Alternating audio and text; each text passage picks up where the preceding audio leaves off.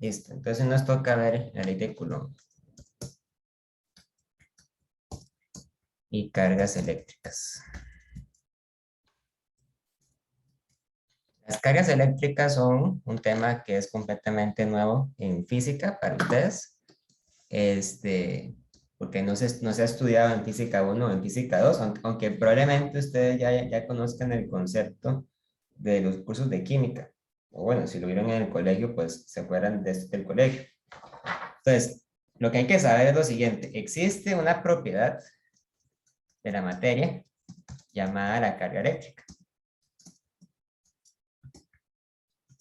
La carga eléctrica es una propiedad de las cosas, ¿verdad? Es como decir, por ejemplo, la masa, es como decir, por ejemplo, la temperatura, es como decir el color, pero es una propiedad que tienen las cosas.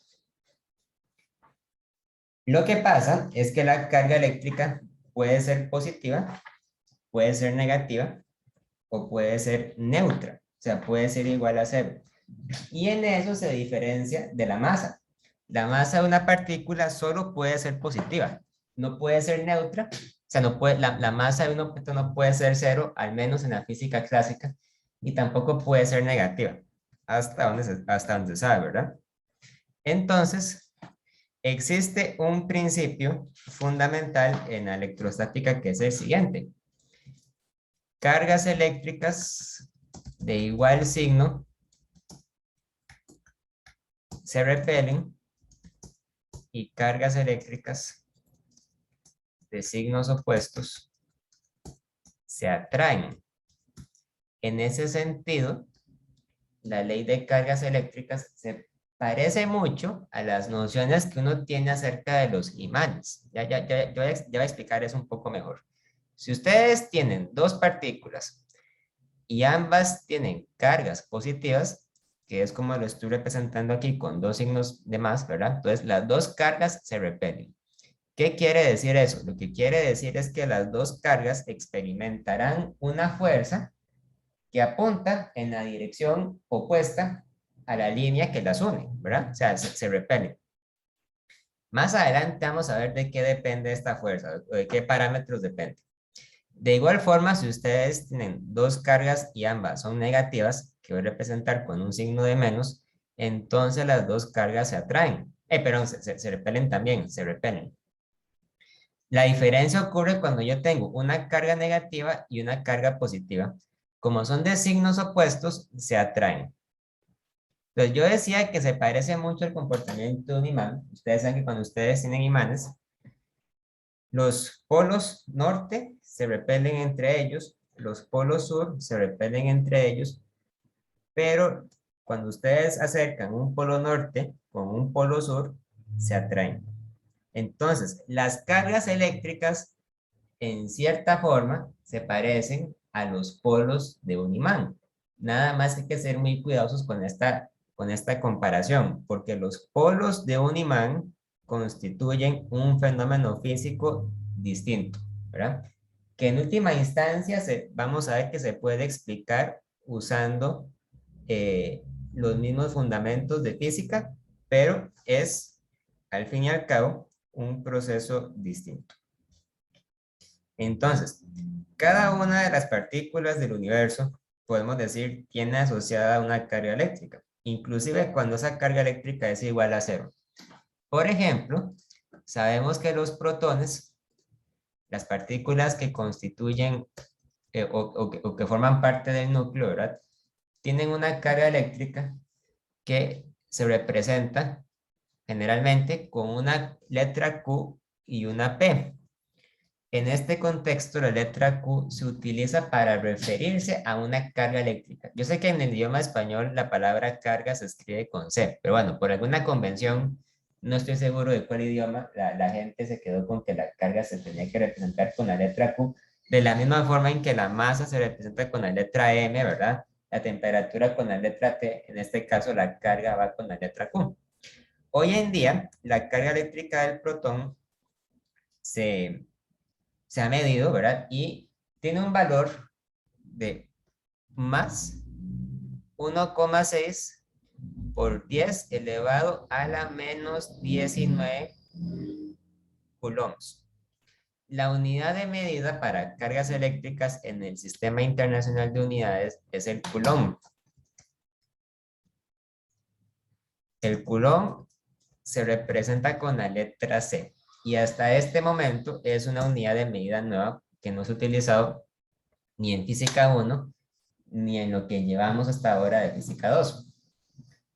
El coulomb, para que lo recuerden, no es realmente una unidad fundamental del sistema internacional, pero el coulomb se define a partir de otra unidad que no hemos visto todavía.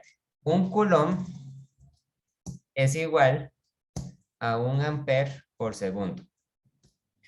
El ampere es una unidad para medir la corriente eléctrica que vamos a estudiar más adelante. Entonces, por el momento, simplemente aceptemos el hecho de que las cargas eléctricas se miden en coulombs.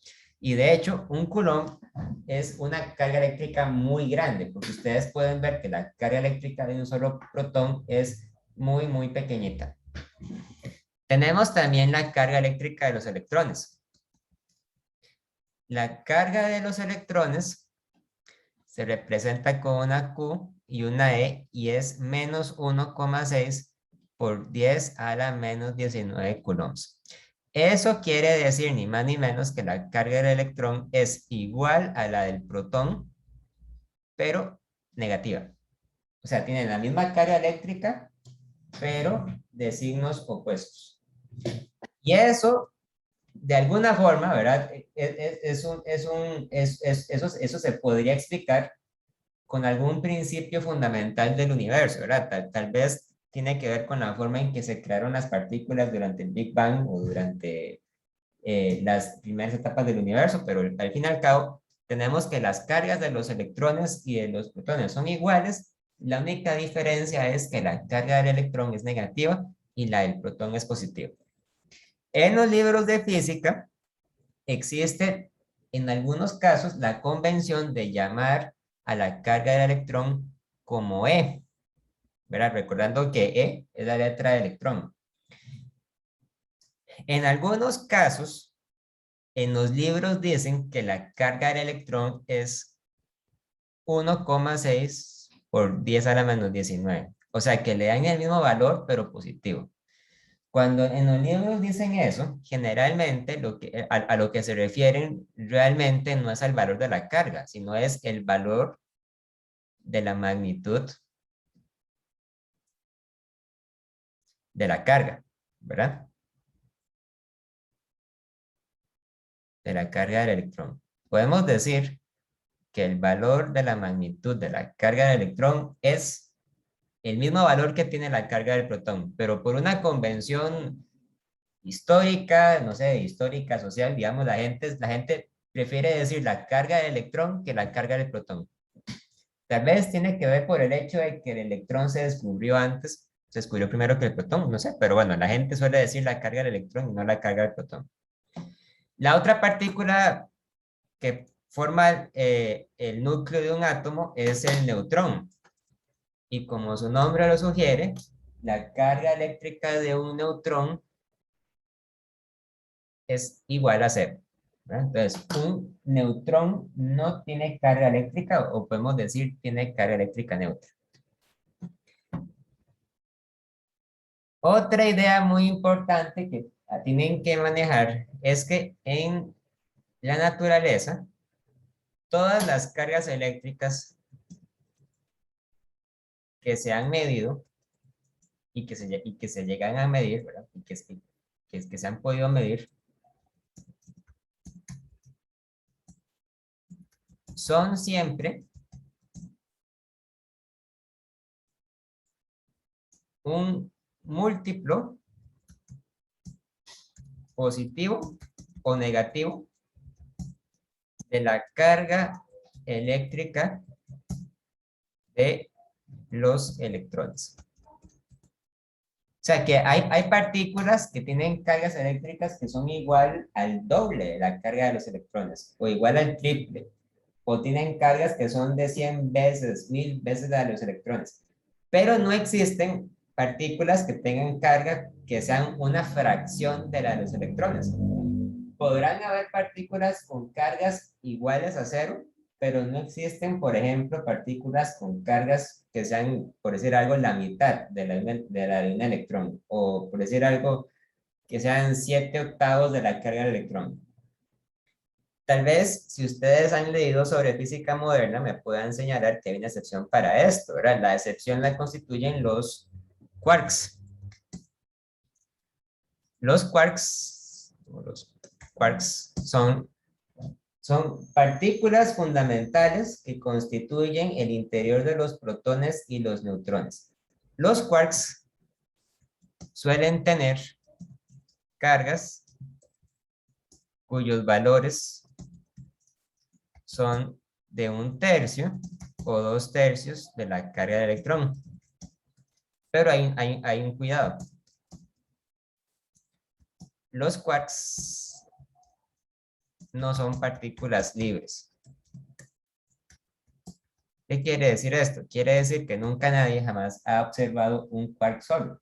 Los quarks siempre están en grupos, ¿verdad? Entonces, cuando están en grupos, forman partículas más grandes. Forman, por ejemplo, un protón o forman, por ejemplo, un neutrón. Entonces, los grupos de quarks siempre van a tener una carga total que es igual a la del electrón o igual a un múltiplo de la del electrón. Pero no se han observado nunca quarks que existan solos. Por lo tanto, no se puede decir que se haya observado partículas individuales con cargas que sean de una fracción de la de los electrones, ¿verdad? Quizá algún día, no sé, se llegue a descubrir, pero por el momento nunca se ha visto.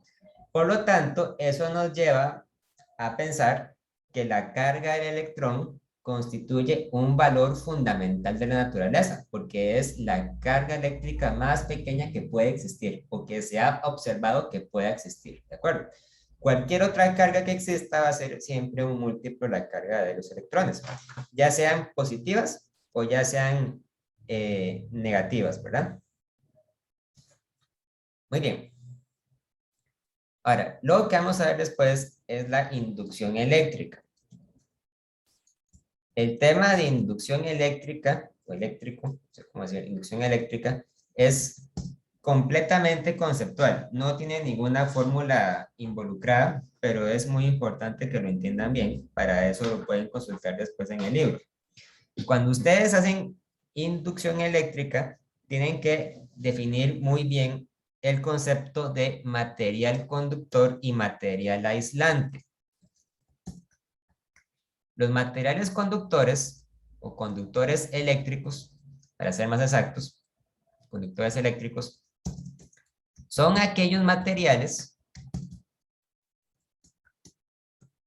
en los que existe por lo menos un electrón por átomo que puede desplazarse con facilidad entre los núcleos atómicos vecinos. O sea, son los materiales en los que es posible que un electrón brinque de un núcleo al otro. Entonces, ustedes cuando tienen un material conductor, ustedes tienen los núcleos, ¿verdad? Generalmente, los conductores son materiales sólidos, entonces los núcleos siempre están ubicados en una posición definida en una red. Tenemos en cada núcleo una nube de electrones, ¿verdad? Pero entonces, lo que distingue a un conductor de un material que no es conductor es que siempre va a haber entonces un electrón que pueda brincar fácilmente de un átomo al otro. Fácilmente, ¿ok? Y entonces, eso permite que exista un flujo constante de movimiento de electrones en la estructura del conductor. Generalmente, ¿verdad? Los materiales conductores son metales. Son los metales, ¿verdad? Ustedes ven la tabla periódica y los materiales que se conocen como metales son aquellos que tienen la propiedad de ser buenos conductores.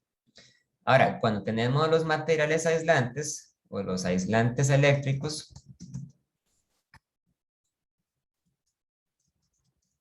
tenemos un material, son materiales en los que todos los electrones están firmemente enlazados con un único núcleo atómico.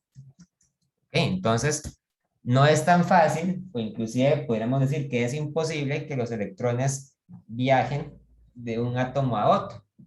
Por lo tanto, en un material aislante no sucede la conducción eléctrica. Es muy importante también entender una cosa. Cuando hablamos de conducción eléctrica, nos referimos principalmente a la conducción de electrones. Casi nunca el término se emplea para referirse al movimiento de otras cargas, por ejemplo, la de los protones. ¿Por qué no? Porque los protones, aunque son partículas con cargas eléctricas, son partículas muy pesadas, o al menos muy pesadas cuando se las compara con los electrones. Por lo tanto, en un material metálico, es más probable que se muevan los electrones que los protones porque los electrones son mucho más ligeros y son por lo tanto mucho más fáciles de mover. Y eso hace entonces que la conducción eléctrica se deba principalmente al movimiento de electrones. Ahora, el hecho de que nosotros al día de hoy le demos a los electrones una carga negativa y a los protones una carga positiva, se debe simplemente a una convención histórica, ¿verdad? De hecho, en el capítulo del libro hablan un poco sobre eso. Básicamente, esto se debe a que en un principio científicos como Benjamin Franklin, ¿verdad? Y otros hicieron experimentos donde compararon las cargas eléctricas de algunos materiales como vidrio o el hule, y ellos se dieron cuenta que habían cargas diferentes, o sea, que algunas cargas tenían signos opuestos a la de los otros. Entonces, simplemente es una cuestión de convención asignarle un signo a cada carga. La convención que ellos adoptaron implicó que después, cuando se llegó a conocer mejor la estructura interna de los átomos, nos diéramos cuenta que la convención implicaba entonces que los electrones eran partículas con cargas negativas y los protones con cargas positivas. Pero realmente no hay nada intrínseco en el comportamiento de un electrón que nos haga decir, ok, tienen que ser negativos por esto, esto y esto. No, o sea, simplemente es por una convención, ¿verdad? Desde el siglo XVIII, XIX, se tiene la convención de que los electrones son negativos y por lo tanto nosotros nos regimos por esa convención, pero hay que entender que esa convención en última instancia es completamente arbitraria, ¿verdad? O sea, no hay nada intrínseco en eso, es simplemente la convención que se decide adoptar. Entonces, ¿cómo se realiza la inducción eléctrica?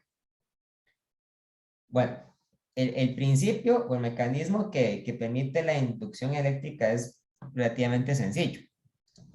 Para eso, imagínense o supongan que tienen una esfera metálica. O sea, supongan que tiene, no una esfera, sino que tiene un objeto conductor. Puede ser una esfera o puede tener otra forma. Cuando digo que es conductor, generalmente me imagino que es un metal. Entonces, para dibujar el conductor, lo voy a hacer así de color plateado.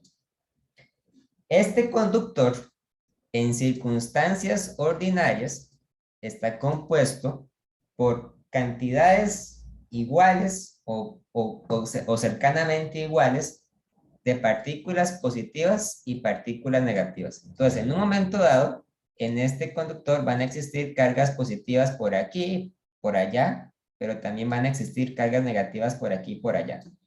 Entonces, voy a asignarle a cada una de estas cargas un valor arbitrario, ¿verdad? Estas, las celestes serán negativas y estas rojas serán positivas. Como es un conductor, entonces se supone que esas cargas eléctricas se van a poder mover fácilmente de un lugar a otro.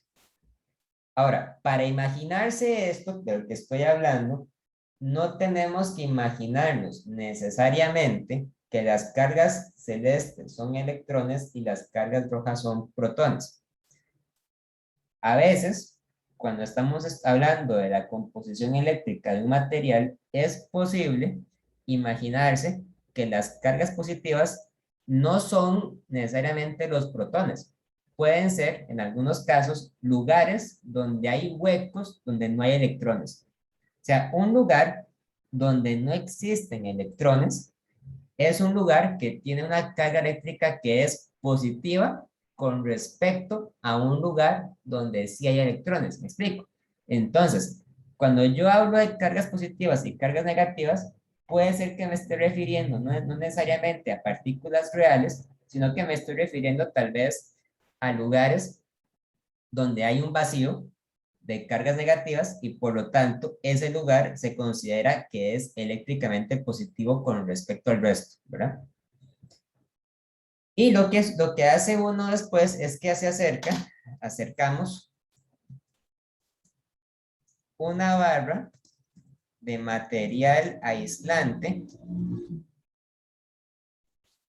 cargado eléctricamente. Es muy importante que este material aislante que estoy acercando, bueno, sea aislante en primer lugar, porque cuando es un material aislante, las cargas eléctricas no se mueven. Ojo, es posible que un material sea aislante y aún así que tenga cargas eléctricas en exceso, ¿verdad? El hecho de que un material sea aislante no quiere decir necesariamente que no va a estar cargado. Simplemente va a significar que esas cargas que están ahí no se van a poder mover, porque la estructura de ese material no lo va a permitir o no lo va a facilitar. Entonces, cuando yo acerco esta barra de material aislante que está cargada con partículas negativas a esta esfera conductora, va a ocurrir una situación. ¿Qué va a pasar acá? Como las partículas positivas se van a sentir atraídas a las partículas de la barra, entonces las partículas positivas se van a acumular de este lado, ¿verdad? Mientras que las partículas negativas de la esfera se van a intentar alejar lo más posible que puedan de la barra. Entonces se van a acumular de este otro lado. Entonces, aquí se quedan las positivas cercanas y las negativas se van para atrás. Entonces, es una forma que tenemos de poder separar las cargas. Las positivas se van a ver atraídas a la barra y las negativas se van a intentar alejar lo más posible que puedan de la barra. Entonces, cuando las cargas se encuentran divididas de esta forma, llegamos y conectamos esta esfera a tierra. Conectar a tierra es un término utilizado muy comúnmente en la electrónica, ¿verdad? O utilizado por personas que se dedican a los circuitos eléctricos.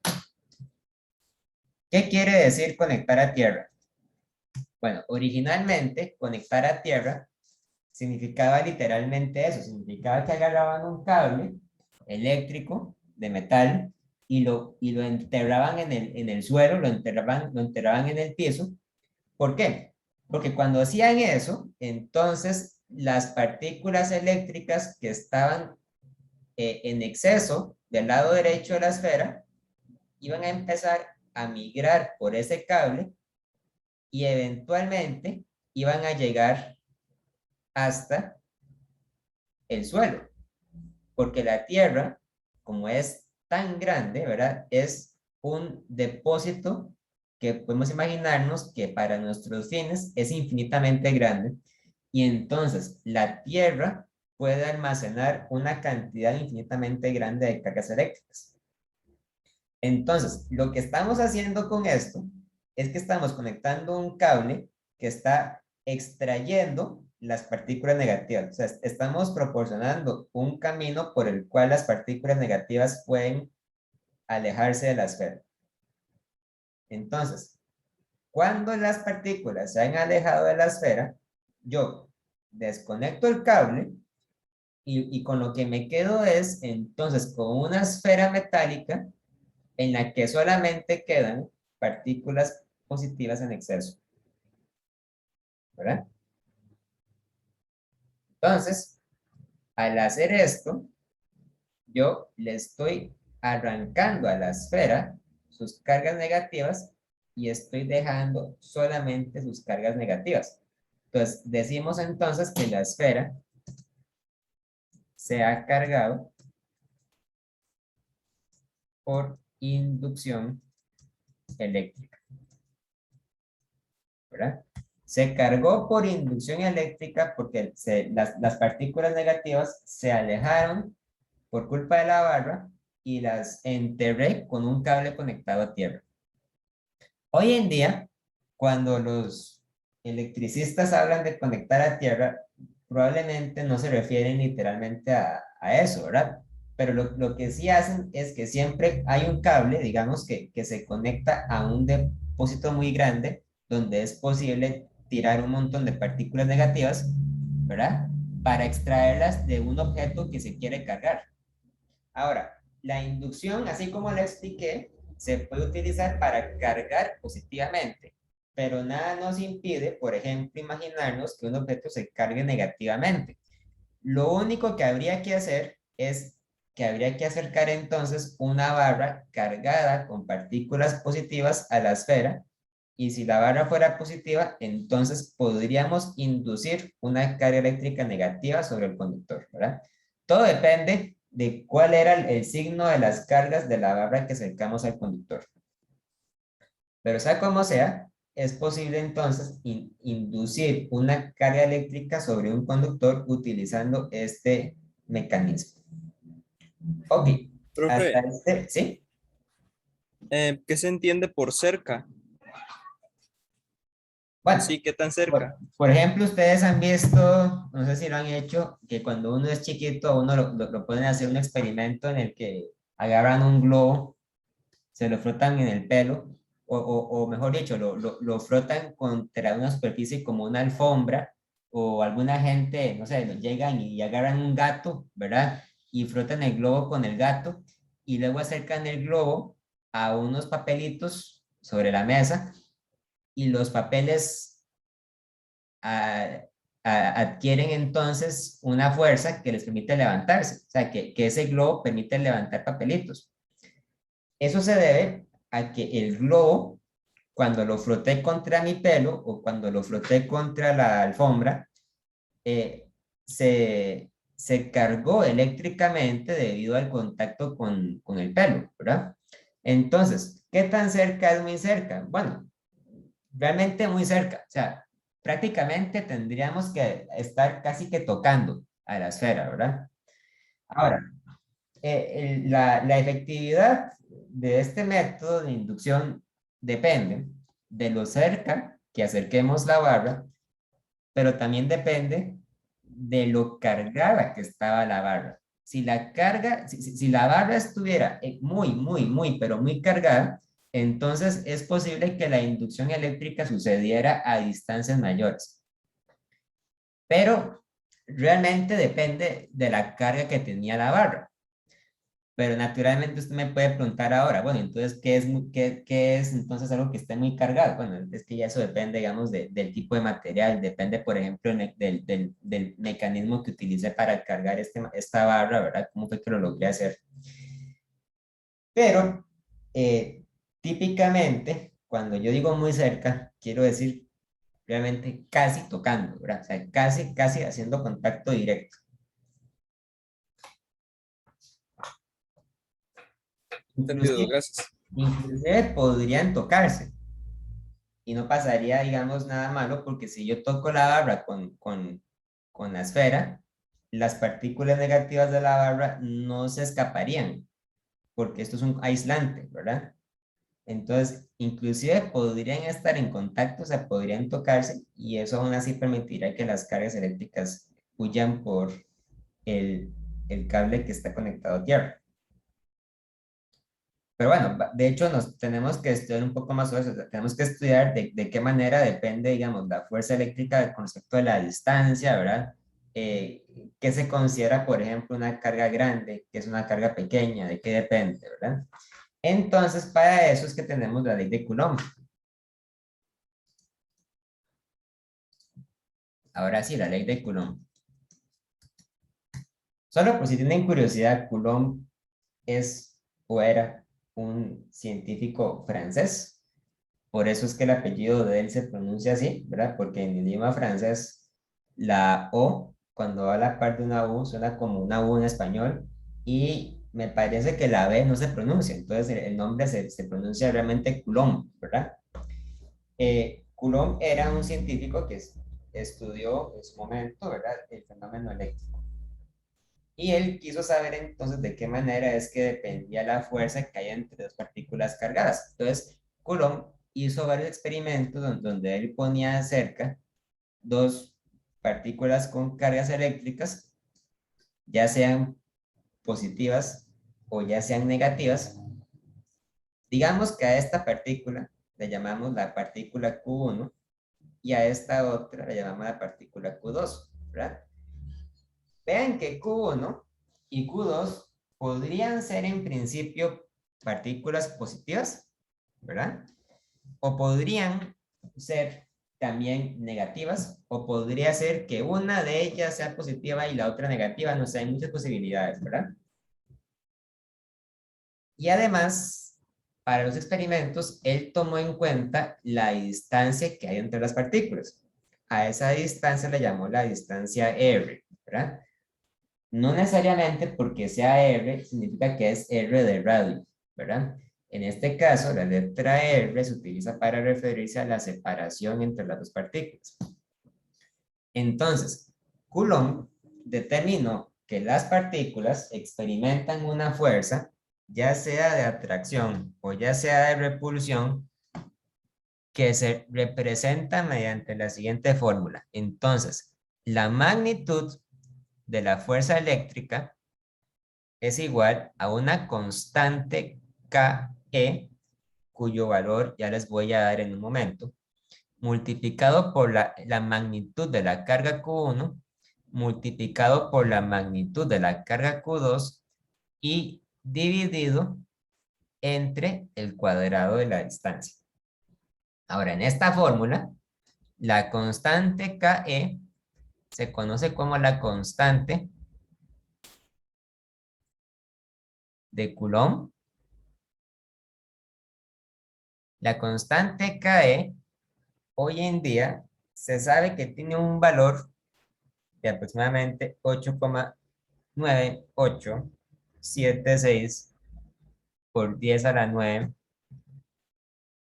Newton por metro al cuadrado entre Coulomb al cuadrado, que es básicamente aproximadamente 9 por 10 a la 9, ¿verdad? Newton por metro al cuadrado entre Coulomb al cuadrado.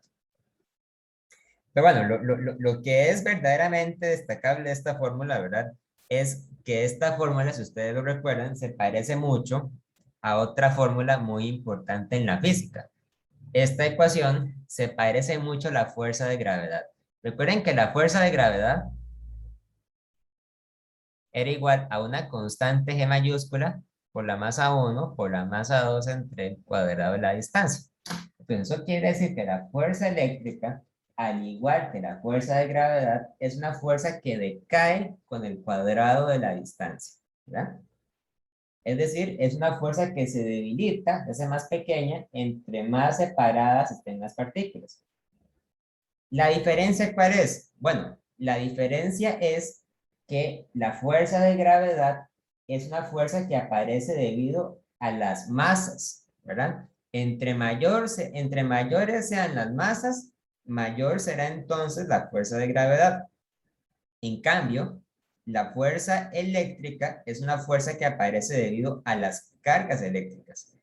Entre mayor sea la carga eléctrica, mayor va a ser la fuerza eléctrica. Pero hay una diferencia fundamental muy importante entre la fuerza de gravedad y la fuerza eléctrica. Como ustedes recuerdan, la fuerza de gravedad solo puede ser de atracción. O sea que la fuerza de gravedad solamente puede atraer planetas, atraer estrellas, pero nunca puede repelerlos, ¿verdad? La fuerza de gravedad nunca es repulsiva. En cambio, la fuerza eléctrica puede atraer, pero también puede repeler. Si las dos cargas tienen exactamente el mismo signo, entonces se repelen. Si tienen signos opuestos, se atraen. Y eso es algo que no ocurre con la fuerza de gravedad, ¿verdad? Entonces, cuando esta fórmula se entendió mejor, ¿verdad? Los físicos llegaron a creer entonces que la fuerza eléctrica tenía que emular algunos fenómenos observados para la fuerza de gravedad. Por ejemplo, si tenemos dos cargas eléctricas que se atraen entre ellas, entonces la ley de Coulomb predice que esas partículas van a describir trayectorias elípticas de la misma forma en que los planetas describen elipses alrededor del Sol. Entonces, en un principio se creyó que los electrones que orbitan el núcleo de los átomos también describían trayectorias elípticas en torno al núcleo de la misma forma en que los planetas describen elipses alrededor del Sol. Aunque hoy en día esa visión no se considera del todo correcta, porque hoy en día sabemos que los electrones son partículas que en realidad no se pueden describir utilizando la mecánica clásica. Hay que utilizar la mecánica cuántica, y la mecánica cuántica entonces ya predice que los electrones se mueven realmente en orbitales y no en órbitas, pero bueno, eso será un tema para que ustedes repasen después cuando lleguen a física 3. Entonces, por ahora vamos a preocuparnos solamente por los aspectos prácticos de esta fórmula. En algunos casos, sí es importante mencionarlo, existe otra forma de enunciar esto, que es utilizando una cantidad llamada la permitividad eléctrica del vacío. La permitividad eléctrica del vacío es una cantidad que se representa con la letra griega epsilon sub 0 y se define de la siguiente forma. La constante de Coulomb es igual a 1 entre 4pi epsilon sub 0, por definición. Por lo tanto, por definición, epsilon sub 0 es igual a 1 entre 4pi, la constante de Coulomb. Y por lo tanto, la permitividad eléctrica es igual a 8,8542 por 10 a la menos 12. Coulomb al cuadrado entre Newton metro al cuadrado. Puede parecer un poco extraño tener que introducir esta cantidad nueva, pero cuando lleguemos al tema de ley de Gauss, vamos a entender por qué es que se utiliza. O sea, vamos a entender cuál es la utilidad práctica que tiene. Otro aspecto muy importante de la fuerza de Coulomb es que la fuerza de Coulomb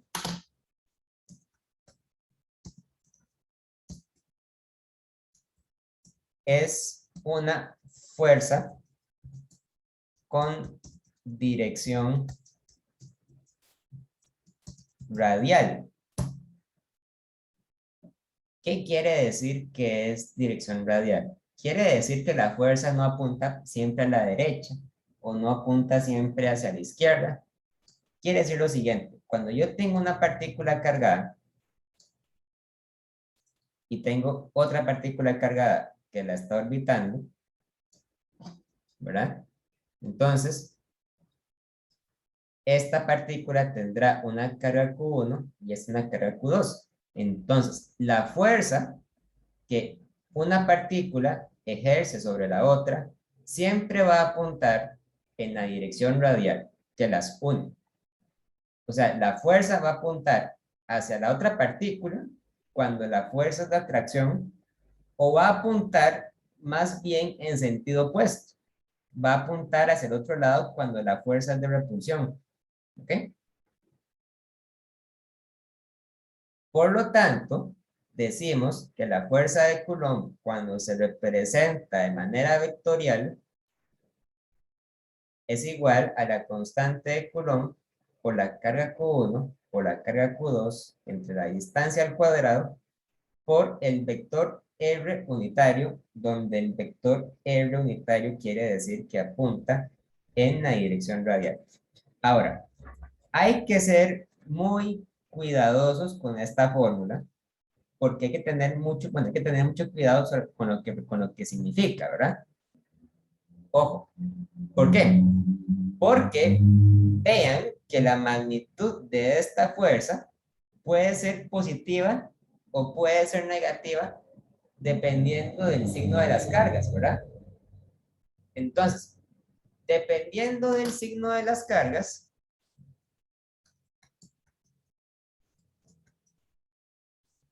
la fuerza eléctrica puede apuntar hacia un lado o hacia el otro. Es decir, al igual que con el tema de segunda ley de la termodinámica, cuando estamos calculando, bueno, trabajos, ¿verdad? O cambios de calor, se nos puede hacer un enredo con los signos. Entonces, lo que yo personalmente recomiendo es que ustedes no usen esta fórmula así como está, sino que más bien traten de utilizar esta otra, la fórmula, digamos, escalar, que dice que la fuerza eléctrica es igual a la constante de Coulomb por la magnitud de las cargas entre la distancia al cuadrado. Y que luego ustedes, dependiendo de lo que hizo la pregunta o dependiendo del contexto, deduzcan cuál es la dirección. Si la dirección es de atracción o si la dirección es de repulsión. O sea, lo que les quiero decir con esto es que es más conveniente que la dirección de la fuerza la deduzcan ustedes a partir del problema, ¿verdad? Y no a partir de la fórmula. Porque si lo hacen a partir de la fórmula, se pueden llevar algunos enredos feos. De hecho, vamos a hacer un ejemplo de esto para entender qué es lo que estoy diciendo. Voy a tomar una foto de un problema que tengo aquí en el libro y se los voy a mandar.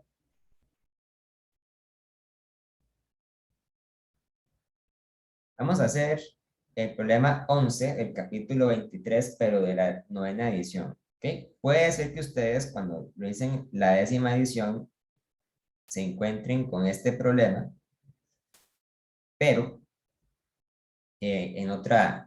con otro número.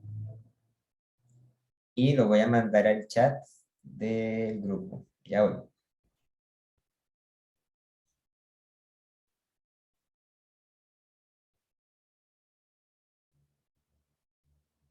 Listo. La pregunta dice, tres cargas puntuales dispuestas como se muestra en la figura, halle la magnitud y la dirección de la fuerza eléctrica sobre la partícula en el origen. Entonces, para este problema, vamos a hacer primero un dibujo, ¿verdad? Para ayudarnos, para guiarnos. Tengo tres partículas.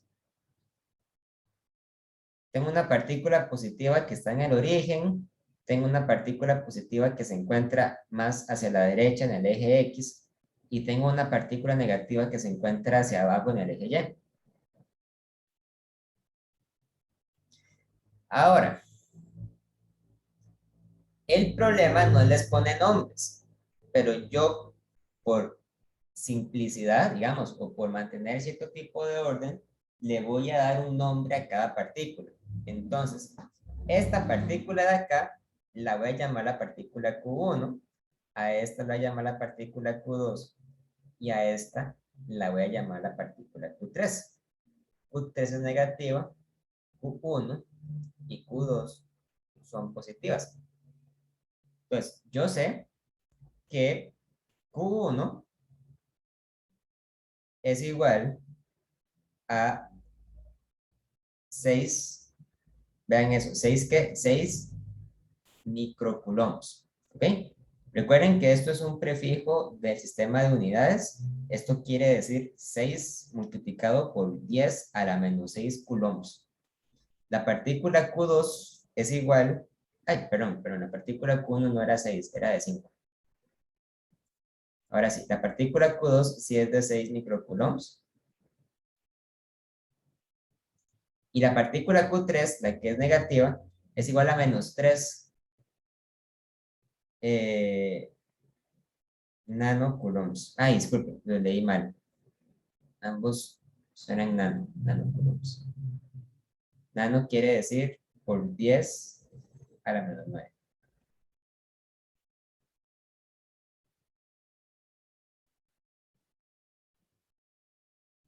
Nano, ¿verdad? Yo sé que la distancia que hay entre Q1 y Q2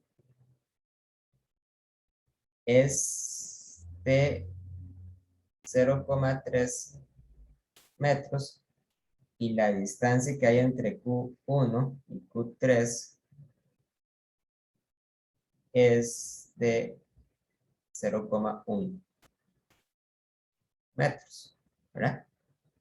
Y me dicen, determine cuál es la fuerza eléctrica total sobre la partícula en el origen. Es decir, la pregunta es, ¿cuál sería la fuerza eléctrica total sobre la partícula Q1? Ahora, la fuerza sobre la partícula Q1 se debe a dos cosas. Se debe a la fuerza que experimenta debido a la presencia de Q2 y se debe también a la fuerza que experimenta debido a la presencia de Q3. Entonces, sabemos que tienen que existir por lo menos dos fuerzas que experimenta Q1. Por un lado, tenemos la fuerza que yo voy a llamar la fuerza F12. F12 se va a calcular como la constante de Coulomb por la magnitud de la partícula Q1 por la magnitud de la partícula Q2 dividido entre el cuadrado de la distancia que separa a Q1 de Q2. A esa distancia la voy a llamar la distancia R12, ¿verdad? Elevada al cuadrado. Entonces, R12 es igual a 0,3 metros. Y por otro lado, existe otra partícula llamada la fuerza, pero existe otra fuerza llamada la fuerza F13 que se debe a la interacción que existe entre la partícula Q1 y la partícula Q3. La magnitud de la fuerza F13 la voy a calcular como la constante de Coulomb por Q1 por Q3 dividido entre el cuadrado de la distancia entre Q1 y Q3, que yo voy a llamar entonces R13 al cuadrado. R13 corresponde entonces a esta distancia de 0,5 metros. Claro, sería muy bueno que ustedes pudieran identificar esta fuerza en este diagrama. Entonces, para saber hacia dónde apuntan esas fuerzas, nosotros nos vamos a fijar en los signos de las cargas. Entonces, vean por ejemplo, la fuerza F12 es la fuerza que une a Q1 y a Q2. Tanto Q1 como Q2 son positivas. Por lo tanto, la fuerza F12 tiene que ser de repulsión. O sea, que la partícula Q1 va a experimentar una fuerza que la va a intentar alejar de Q2. Por lo tanto, esa fuerza va a apuntar hacia la izquierda. ¿Ok? Esto va a ser la fuerza F12 ya cuando yo la represento como una cantidad vectorial. ¿Qué pasa con la fuerza F13? Bueno, vean que Q1 es positiva, pero Q3 es negativa. Por lo tanto, la fuerza que exista entre Q1 y Q3 va a tener que ser una fuerza de atracción. Eso quiere decir entonces que la partícula Q1 va a sentir una fuerza que lo va a empujar hacia donde está Q3, es decir, una fuerza que lo va a empujar hacia abajo. Entonces, esta va a ser la fuerza F13 cuando yo la represente utilizando la notación vectorial, o sea, como una flecha, ¿verdad? Muy bien. Y ya con eso, ¿verdad? Yo podría llegar y sumarlos vectorialmente, sumar esto con esto, ¿verdad? Y calcular entonces cuál debería ser el vector de fuerza resultante, que sería entonces esta fuerza que experimenta hacia esta dirección. Pero bueno, vamos poco a poco, ¿verdad? La fuerza F12 va a tener entonces una magnitud que va a ser igual aproximadamente a 9 por 10 a la 9 newton por metro al cuadrado entre coulomb al cuadrado por Q1. Q1 es 5 nanocoulombs. Esto hay que convertirlo naturalmente a unidades del sí. Entonces va a ser 5 por 10 a la menos 9 coulombs, ¿verdad? Por Q2, que son 6 nanocoulombs, voy a ponerlo como 6 por 10 a la menos 9 coulombs, dividido entre el cuadrado de la distancia. En este caso, la distancia está en metros, pero si no estuviera en metros, yo tendría que revisar, ¿verdad? Si estuviera, por ejemplo, en centímetros, tendría que pasarlo a metros porque es importante que todas las cantidades que están involucradas estén en unidades del sí. Entonces yo divido entre 0,3 metros al cuadrado. Observen que cuando yo hago esta operación, este coulomb al cuadrado se va con este coulomb y con este coulomb. Y este metro al cuadrado se va con este metro. De manera que la única unidad que sobrevive es el newton, ¿verdad? Porque es una fuerza. Si ustedes lo ven, las unidades de medida de la constante de Coulomb están muy convenientemente escogidas para que toda esta operación matemática me resulte en una cantidad que se mida en newtons, porque es una fuerza. Entonces vamos a ver cuánto mide eso. Tengan mucho cuidado cuando hacen el cálculo. En mi experiencia, he observado que mucha gente cuando calcula esto y lo hacen a la carrera, se les olvida poner este cuadrado aquí, ¿verdad? Poner este 2 en la calculadora. Si no lo ponen, les va a dar mal. Entonces ponen 9 por 10 a la 9 por 5 por 10 a la menos 9 por 6 por 10 a la menos 9 entre 0,3 al cuadrado y me da que es igual a una fuerza de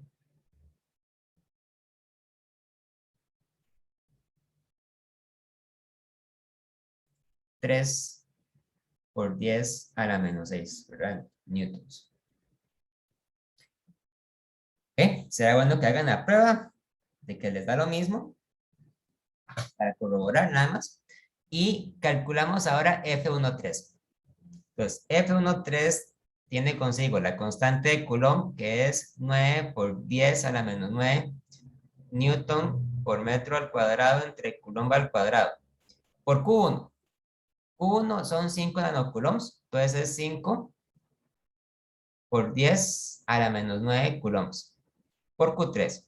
Aquí en la parte truculenta, ¿verdad? Q3 es negativo, pero como está metido dentro de un valor absoluto, lo voy a poner como una cantidad positiva. Entonces lo voy a poner como 3 por 10 a la menos 9 coulombs, ¿verdad? Todo esto es parte de mi estrategia de evitar que los signos de las cargas de alguna forma me interfieran con el resultado, ¿verdad?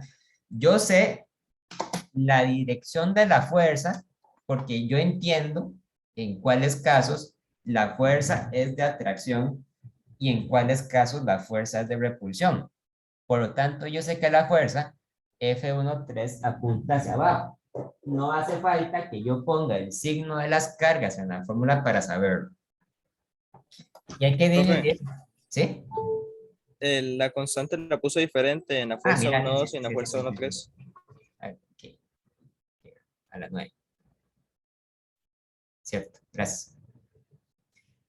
Y divido después entre la distancia, es dividido entre 0,1 metros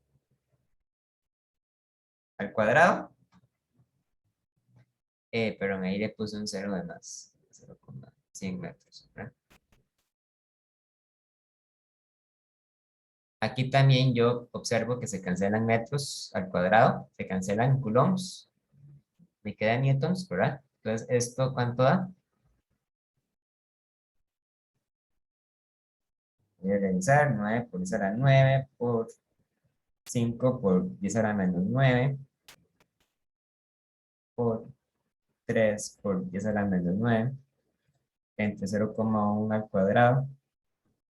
Me da algo así como 1,35 por 10 a la menos 5 newtons. De hecho, vean que la fuerza de F13 es mayor que F12. A pesar de que el diagrama que hice a mano podría sugerir lo contrario, ¿verdad? F13 es más grande que F12. Entonces, si les preguntan a ustedes cuál es la fuerza total, pues ustedes ven que lo que tienen aquí es una sumatoria de vectores. Entonces, como son perpendiculares, la fuerza total es la hipotenusa. Se saca con el teorema de Pitágoras, ¿verdad? La fuerza total tiene una magnitud que se puede calcular en este caso como la raíz cuadrada de F12 al cuadrado más F13 al cuadrado. Así, ¿verdad? Entonces, la raíz cuadrada de 3 por 10 a la menos 6 newtons al cuadrado más 1,35 por 10 a la menos 6, perdón, a la menos 5 newtons al cuadrado. Vamos a ver cuánto nos da.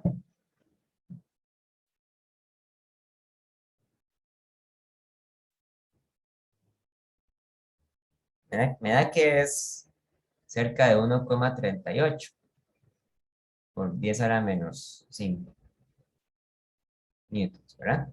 Apenitas un poco más grande que F13.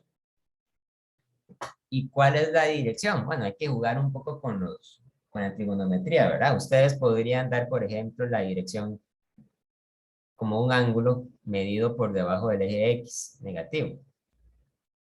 El ángulo Z, por ejemplo. ¿Cómo encuentro Z? Bueno, aquí puedo decir que la tangente de Z es igual a la magnitud de F13 entre la magnitud de F12, ¿verdad? Por lo tanto, Z es igual a la tangente inversa de la magnitud de F13 entre la magnitud de F12. Entonces, Z es igual a la tangente inversa de 1,35 por 10 a la menos 5 newtons entre 3 por 10 a la menos 6 newtons, ¿verdad? Tengan mucho cuidado de que la calculadora esté en grados, como siempre, ¿verdad? Eso me da, entonces,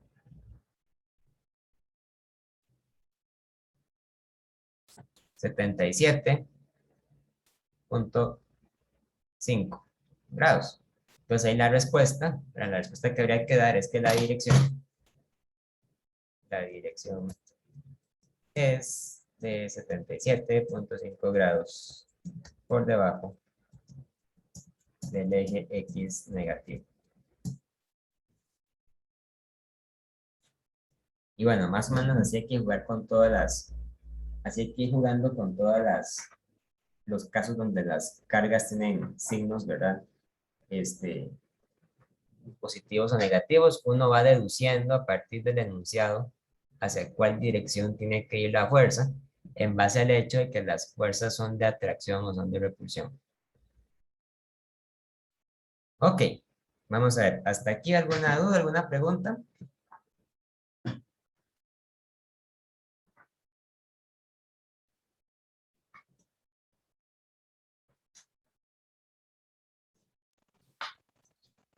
No, profe. Todo bien. ¿Todo bien, profe? Todo bien, ok. Ahora vamos con otro tema muy relacionado con el de las fuerzas eléctricas, pero poquito distinto llamado el tema de campos eléctricos. Campos eléctricos. Ok. El campo eléctrico nos va a parecer que es un concepto bastante abstracto, pero más adelante, conforme ustedes vayan avanzando en el estudio del electromagnetismo, van a darse cuenta que en realidad el campo eléctrico es un concepto muy, muy importante, fundamental. Vamos a imaginarnos que tenemos entonces dos partículas. Una partícula muy grande y una partícula más pequeñita. Cuando digo grande, lo que quiero decir realmente es una carga eléctrica grande. Voy a llamar a la partícula Q mayúscula, positiva. Y esta otra, más pequeñita, también va a ser positiva y va a ser igual a una partícula Q sub 0.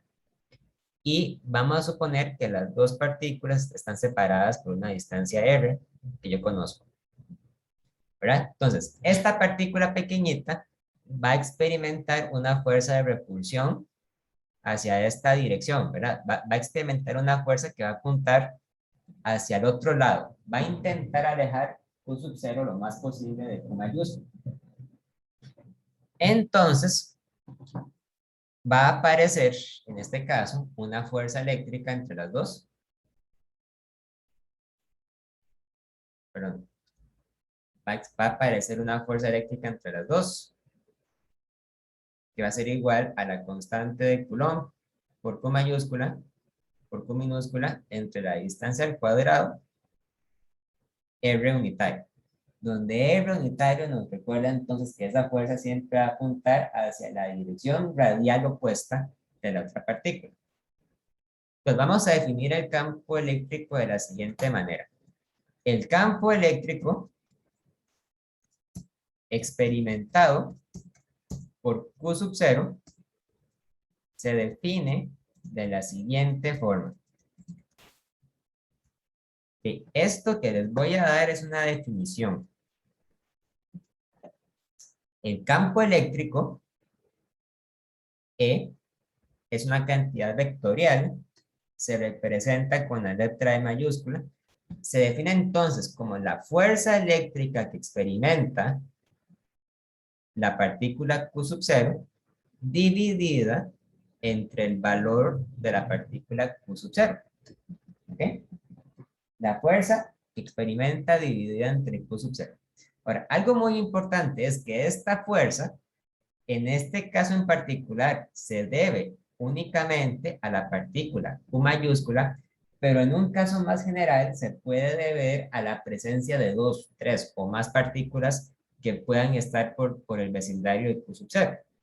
¿Okay? Pues en este caso en particular, el campo eléctrico va a ser igual a esta fuerza, que es K por Q mayúscula, por Q sub 0 entre R al cuadrado, R vector, entre Q sub 0. Y yo divido entonces los Q sub 0, ¿verdad? Y me queda entonces que el campo eléctrico es igual a K por Q mayúscula entre R cuadrado, R vector. Entonces, vean qué interesante lo que acabamos de descubrir.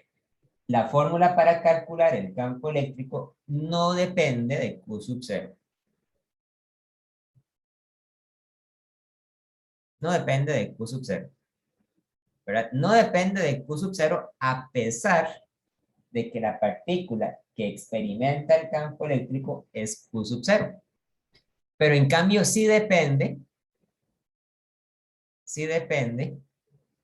de Q mayúscula. Entonces, ¿cuál es la consecuencia de esto? La consecuencia de esto es que el campo eléctrico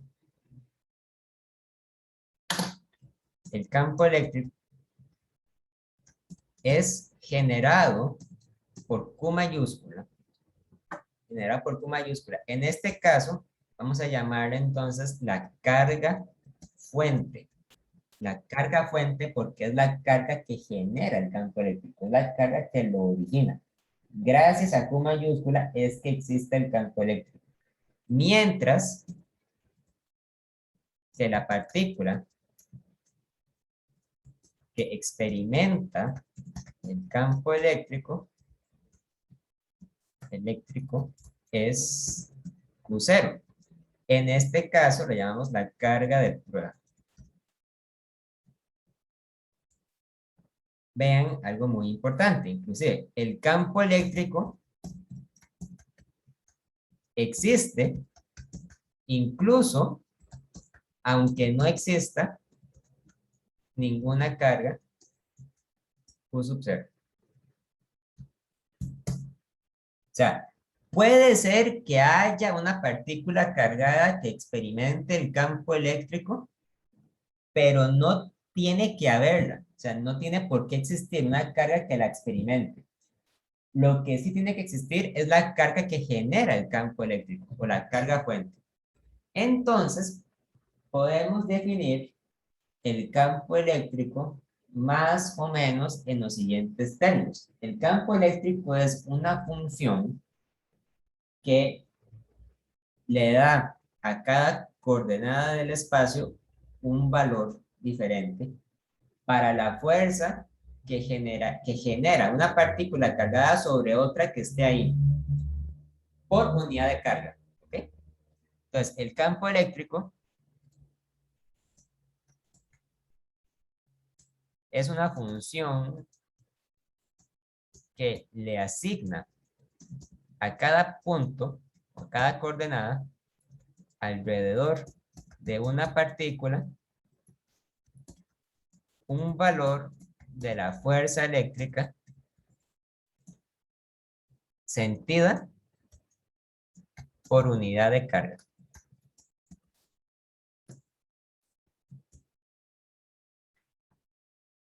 El campo eléctrico se parece mucho al campo gravitacional. Ustedes saben que el campo gravitacional de la Tierra tiene un valor de 9,8 metros por segundo al cuadrado en las cercanías de la superficie de la Tierra. Pero el campo gravitacional se va debilitando conforme nos vamos alejando del centro de la Tierra. Entonces, lo que quiero decir es que el campo eléctrico es análogo al campo gravitacional porque el campo gravitacional existe, o sea, es real, inclusive cuando no existe ningún objeto que experimente la gravedad de la Tierra, ¿verdad? Aunque no haya nada, aunque la superficie de la Tierra esté limpia, esté completamente vacía, el campo gravitacional existe, está ahí.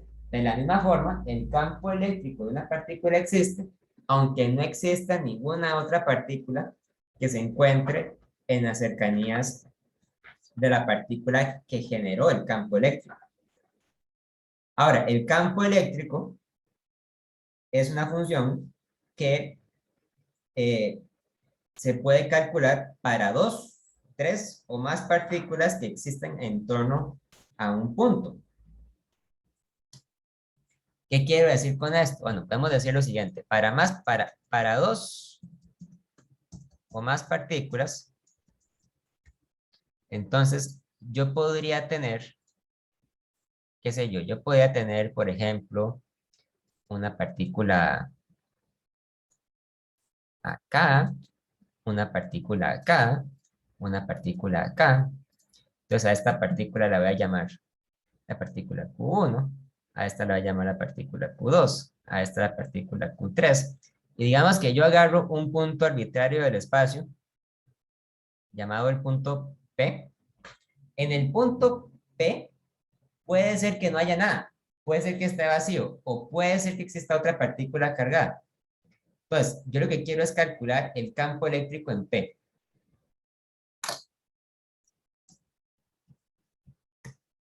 Campo eléctrico en el punto P. ¿Cómo lo puedo hacer? Bueno, primero necesitaría conocer la distancia que hay entre Q1 y P, la distancia que hay entre Q2 y P, y la distancia que hay entre Q3 y P. Llamar a esto la distancia R1, a esta la distancia R2 y a esta la distancia R3. Y entonces el campo eléctrico total va a ser la suma del campo eléctrico generado por la partícula 1 más el campo eléctrico generado por la partícula 2 más el campo eléctrico generado por la partícula 3. Y si hubiera otra cuarta partícula, una quinta, sexta, etcétera, se suman, ¿verdad? ¿Dónde? Entonces, el campo eléctrico generado por la carga 1 es igual a la constante de Coulomb por Q1 entre R al cuadrado. Con una distancia, con una dirección que yo puedo darle, digamos, a partir de la posición de esa partícula. El campo eléctrico E2 es igual a la constante de Coulomb por Q2 entre R al cuadrado. Y el campo eléctrico Q3 es igual a la constante de Coulomb por la carga Q3 entre R al cuadrado.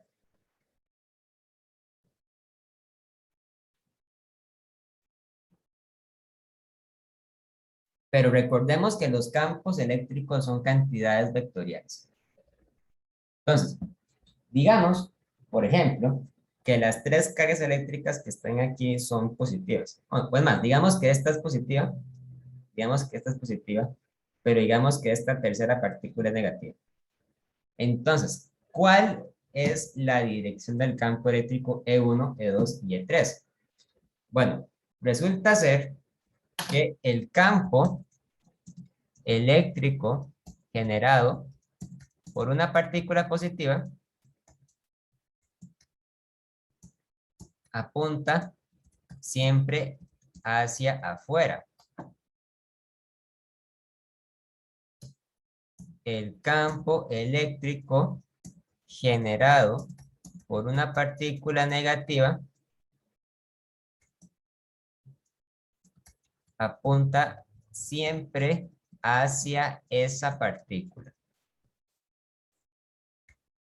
Entonces, en este caso en particular, el campo E1 apunta hacia afuera de la partícula Q1.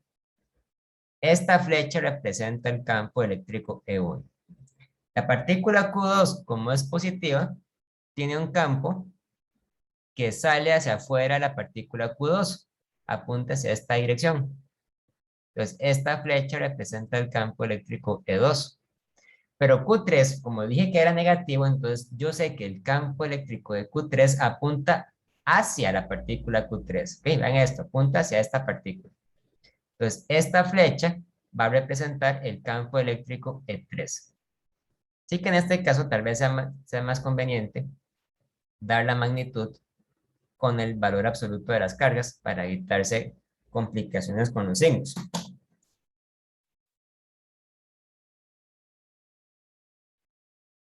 ¿Ok? Y si yo quisiera encontrar entonces el campo eléctrico total, tendré que sumar vectorialmente estos campos eléctricos individuales. Vamos a hacer un ejemplo de esto.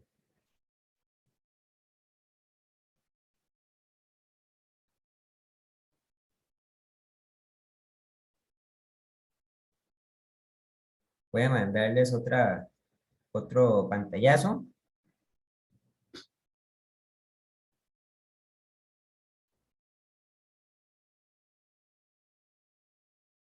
Vamos a ver cuál problema hago.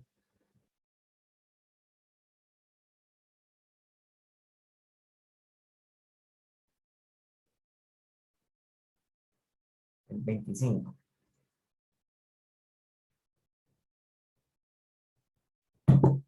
Dice así. En las esquinas de un cuadrado del lado A, como se muestra en la figura, existen 4 partículas cargadas. Entonces, ven que hay una partícula con carga 2Q, una con carga Q, una con carga 3Q y una con carga de 4Q. Determine el campo eléctrico en la ubicación de la carga Q y la fuerza eléctrica total ejercida sobre Q. Entonces, para este problema tenemos un cuadrado, ¿verdad? Cada lado del cuadrado mide A.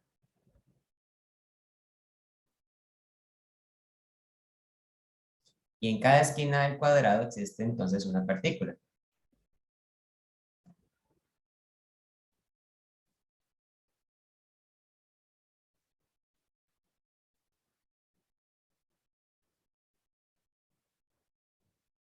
Q, 2Q, 3Q y 4Q. y las 4 partículas son positivas.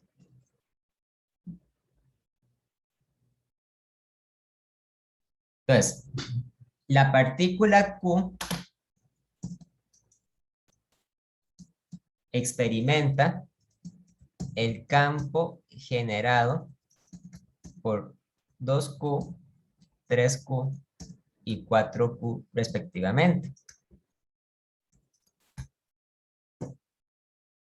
Vamos a ver, como el campo eléctrico de una partícula positiva siempre apunta hacia afuera de esa partícula, entonces yo sé, por ejemplo, que el campo eléctrico generado por 2Q tiene que apuntar hacia la derecha, porque apunta radialmente hacia afuera de 2Q sobre la partícula Q.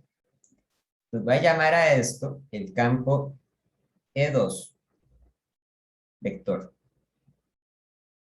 El campo generado por 3Q también apunta vectorialmente hacia afuera, entonces este campo tiene esta dirección. Voy a llamarlo el campo eléctrico E3.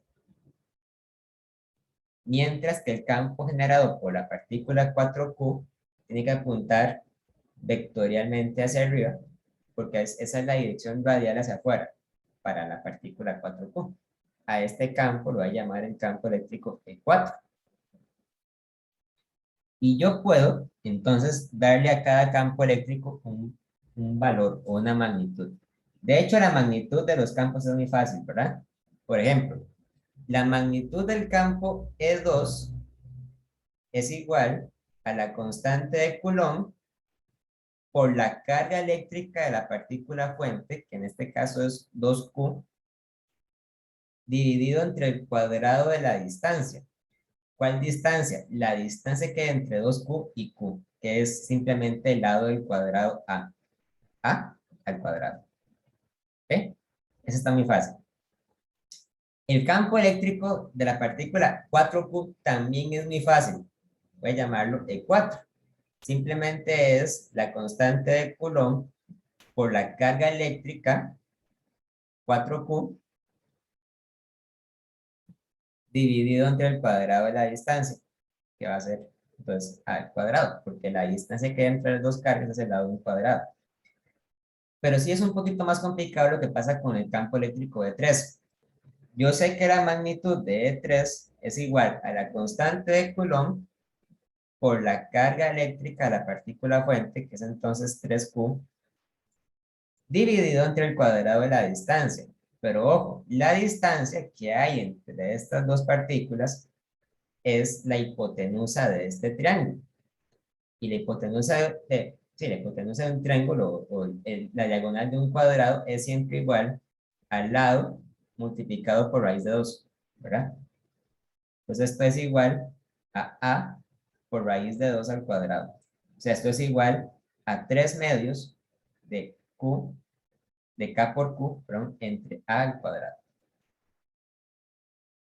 Y también es muy importante recordar que para sumar a los campos eléctricos hay que hacerlo por componentes.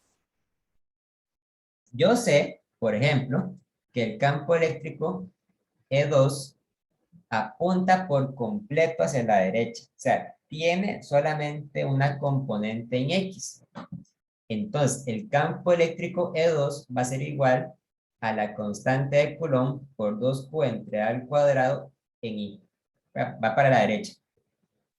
El campo eléctrico E4 también se puede representar muy fácilmente como un vector. Es E4 es igual a la constante de Coulomb por 4Q entre A al cuadrado PMJ, porque va para arriba, ¿verdad?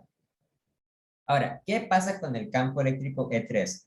El campo eléctrico E3 sí tendremos que partirlo en componentes. Vean, por ejemplo, que este ángulo de acá mide 45 grados. Entonces yo podría decir que el campo eléctrico E3 va a tener una componente en X que va a ser igual a la magnitud de E3 por el coseno de 45, ¿verdad? En Y. Más una componente en Y que va a ser igual a la magnitud de E3, pero por el seno de 45 en J. Y bueno, entonces eso quiere decir que el campo eléctrico E3 es igual a 3 medios de K por Q entre A al cuadrado por el coseno de 45 en I más 3 medios de K por Q entre A al cuadrado por el seno de 45 en J. Y haciendo por aquí un pequeño paréntesis, ¿verdad? Yo sé que el coseno de 45 es igual al seno de 45. Es igual a raíz cuadrada de 2 sobre 2. Eso quiere decir que el campo eléctrico E3 va a ser igual a 3 raíz de 2 sobre 4 K por Q entre A al cuadrado en I más 3 raíz cuadrada de 2 sobre 4 K por Q entre A al cuadrado en J. Por lo tanto, ¿cuál será entonces el campo eléctrico total? El campo eléctrico total va a ser igual al campo E2 más el campo E3 más el campo E4. ¿Sí? Para esto, sí es muy importante que ustedes repasen bastante bien el tema de suma y resta de vectores, ¿verdad? Entonces, este campo va a ser igual a K por 2Q entre A al cuadrado en I, porque esto es E2, ¿verdad? Más más 3 raíz de 2 entre 4 K por Q entre A al cuadrado en I, más 3 raíz cuadrada de 2 entre 4 K por Q entre A al cuadrado en J. Esto que está aquí es E3, ¿verdad? Más K por 4Q entre A al cuadrado en J. Y esto último que está acá es 4. Vamos a ponerlo entre colores para que quede bien claro qué es cada cosa, ¿verdad?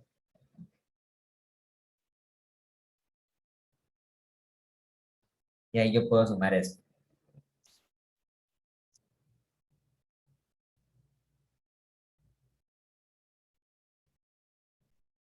Total, entonces la componente en X, yo puedo factorizarle K. Ah, mira, las puse en mayúsculas. Ah, ahí se me hizo un enredo con las Qs. Es Q minúscula, Q minúscula, Q minúscula, minúscula, minúscula, minúscula, minúscula. Ok, entonces la componente en X, yo le puedo factorizar K por Q al cuadrado entre A al cuadrado. K por Q entre A al cuadrado, perdón, entonces aquí sería 2 más 3 raíz de 2 entre 4 en I. Y la componente en J también le puedo factorizar K por Q entre A al cuadrado. Q entre A al cuadrado por 3 raíz de 2 entre 4 más 4 en J, ¿verdad? Y ese que está ahí sería entonces el campo eléctrico, representado como una suma de componentes, ¿verdad? De vectores. Pero al fin y al cabo, es una forma válida de representar un vector, como una suma de componentes. Luego nos dicen, ¿cuál es la fuerza eléctrica total sobre la partícula Q? Y aquí entonces la gracia, digamos, del uso del campo eléctrico. Para la parte B nos piden que encontremos la fuerza eléctrica total. Es bastante simple. La fuerza eléctrica total experimentada por Q sale usando la propia definición del campo eléctrico. ¿Se acuerdan que el campo eléctrico era igual a la fuerza entre la carga Entonces, eso quiere decir que la fuerza eléctrica total es igual a la carga Q multiplicada por el campo eléctrico total. Eso quiere decir entonces que la fuerza eléctrica total va a ser igual a Q por todo esto, ¿verdad? Entonces va a ser igual a, vamos a ponerlo así, va a ser igual a K por Q al cuadrado entre A al cuadrado por 2 más 3 raíz de 2 sobre 4 en I más K por Q al cuadrado entre A al cuadrado por 3 raíz cuadrada de 2 sobre 4 más 4 en J. Vean la diferencia sutil que hay entonces entre el campo eléctrico y la fuerza. La fórmula de la fuerza involucra un producto de cargas, mientras que la fórmula del campo eléctrico involucra solamente carga por K entre A, ¿verdad? Para enfatizar esa diferencia, vamos a poner entonces cuáles son las unidades de medida del campo eléctrico. El campo eléctrico se mide en unidades de Newton sobre Coulomb. ¿Ok? Eso habrá que utilizarlo cuando hagamos problemas que involucren cantidades numéricas. Que el campo eléctrico se mide en unidades de Newton sobre Coulomb.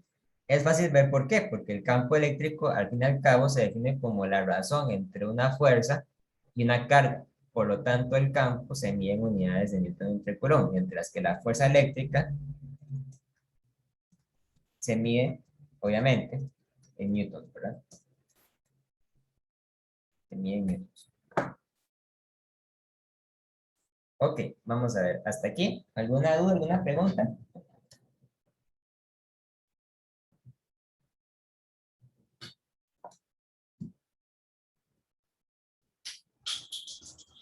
Por mi parte, todo bien, profe. Todo bien, todo claro. Entonces,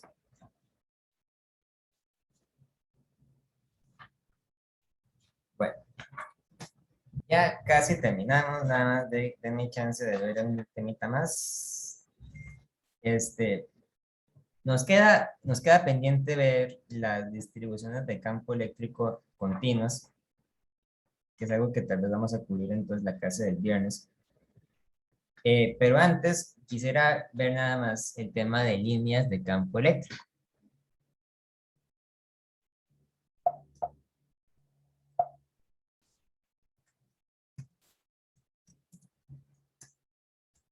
Las líneas de campo eléctrico son simplemente una forma gráfica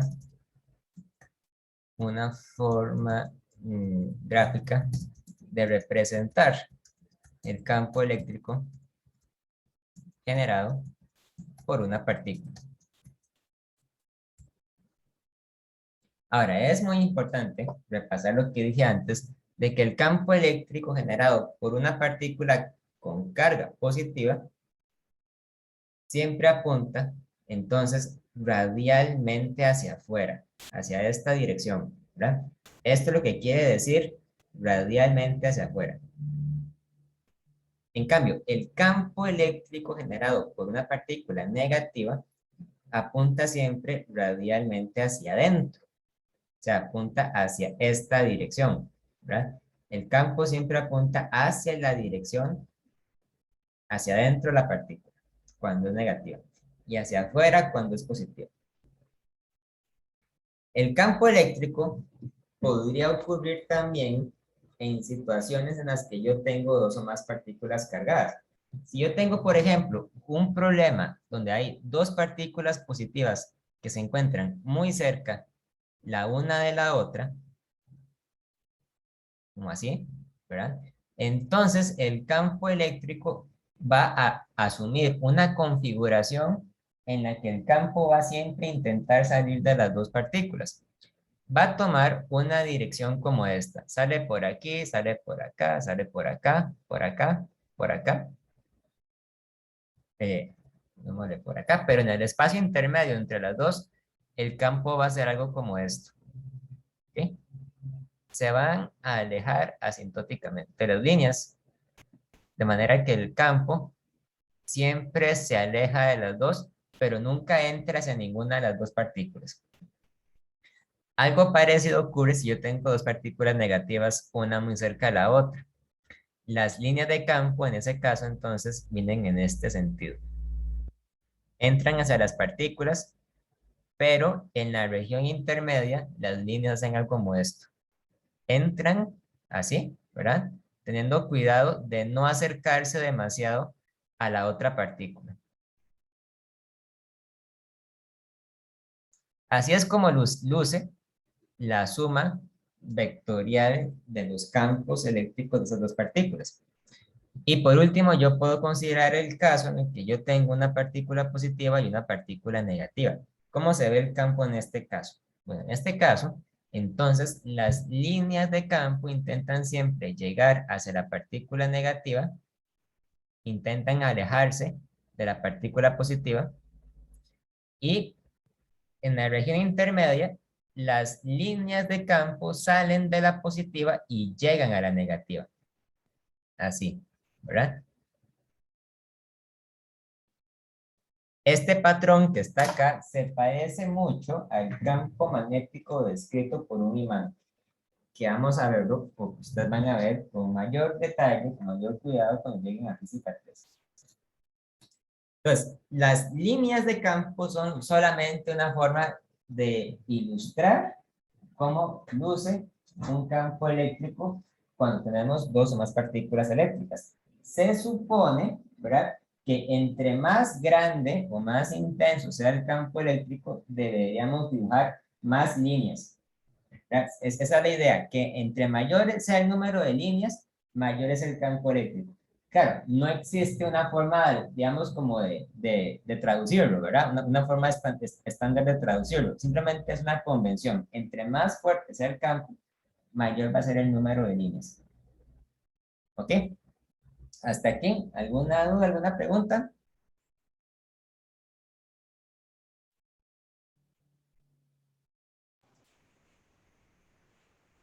Todo claro, profe.